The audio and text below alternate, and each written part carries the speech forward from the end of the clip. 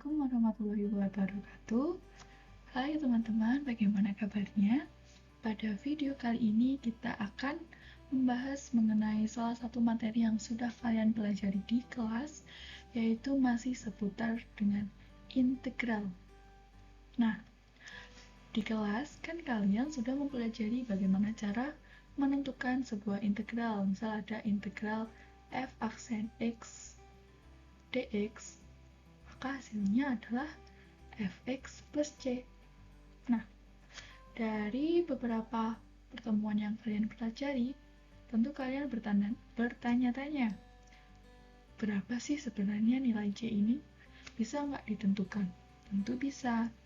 Maka di video kali ini, kita akan membahas bagaimana menentukan fungsi asal dari suatu turunan fungsi aljabar, yang termasuk nilai c-nya ini akan kita cari.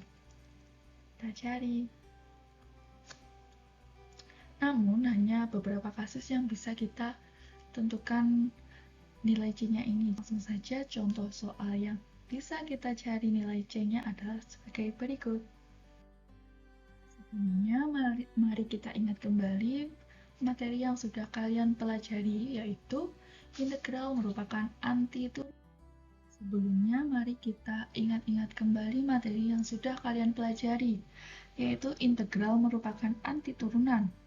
Misal ada turunan fungsi fx, yaitu f aksen x, maka integral dari f aksen x adalah fx. Jadi, antiturunan atau kata lainnya adalah integral dari f aksen x adalah fx.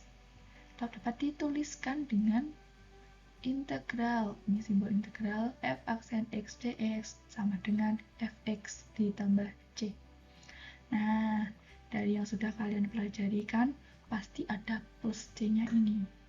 Nanti bisa kita cari fungsi asal dari fx ini, hingga c-nya ini juga bisa kita tentukan dengan menggunakan integral. Untuk memahaminya, mari kita simak proses berikut ini dengan sebuah contoh, yaitu misal terdapat turunan fungsi fx, f aksen x sama dengan 4x dikurangi 3, dan nilai dari f2 sama dengan 15, maka rumus fungsi fx adalah titik-titik. Nah, fungsi asal yang bisa kita tentukan hingga ke besar konstantanya ini adalah jika di soal diketahui f berapanya ini loh. Misal f0 sampai 100 sama dengan sekian. Nah, baru ini bisa kita tentukan nilai c-nya sebagai sarana menentukan nilai c. Nah, biasanya kalau di soal hanya diketahui sampai sini aja, maka nilai c-nya nggak tahu, cuma kita tulis plus c. Kalau ada soal seperti ini, ada f titik-titiknya sama dengan titik-titik, kita bisa mengetahui rumus asalnya hingga nilai c-nya. Yang pertama, kita ingat terlebih dahulu aturan turunan yang sebelumnya, yaitu f aksen x yang bisa kita tulis dengan dfx per dx. D tadi apa? Masih ada yang ingat? Deritatif atau turunan dari fx terhadap x. Jika dan hanya jika f aksen x dx sama dengan dfx. Nah, untuk menghilangkan d di sini, d karena ini d adalah turunan, maka agar menyisakan fx harus kita apa? Ini betul kita integralkan, sehingga integral, kalau sini kita integralkan, maka di ruas sebelah sini juga harus ikut diintegralkan. Dx sama dengan integral dfx. Nah, ini integral ketemu turunan, harusnya netral kan, karena integral adalah antiturunan, sehingga menyisakan integral fx dx sama dengan fx. Nah, ini nanti yang akan menjadi bekal kita untuk langkah selanjutnya. Jadi kita sudah mendapatkan bahwa integral f aksen x dx sama dengan fx. Langsung saja kita tentukan integral f aksen dx-nya. F aksen dx-nya adalah 4x dikurangi 3. Langsung kita tulis f aksen x dx. Langsung kita tulis ya. F aksen dx-nya berapa? Integral ya 4x dikurangi 3 dx sama dengan fx. Nah, nanti fx-nya adalah integral dari 4x dikurangi 3 dx. Langsung saja, berapa integral dari 4x dikurangi 3? Iya, 4 dibagi, ini x-nya kan pangkat 1 ya, 1 plus 1 kali x pangkat 1 plus 1 dikurangi 3-nya ini adalah x pangkat 0 kan, ya. Maka 3 per 0 plus 1, iya, x pangkat 0 plus 1 ditambah c. Ya, ini minus ya, kurang. Sama dengan fx. 4 dibagi 1 tambah 1, 2. 4 per 2, x pangkat 2. Kurangi 3, 0 tambah 1 adalah 1, tetap ya, x pangkat 1, kita tulis 3x saja. Ditambah c sama dengan fx. Nah, ini adalah bentuk integral atau bentuk pengerjaan hasil pengintegralan yang biasa kita lakukan. Tapi ini belum menjawab bagaimana rumus asal dari f aksen ini, karena masih ada plus c. Lanjut. Nah, kan sudah kita dapatkan bahwa fx-nya tadi berapa? 4.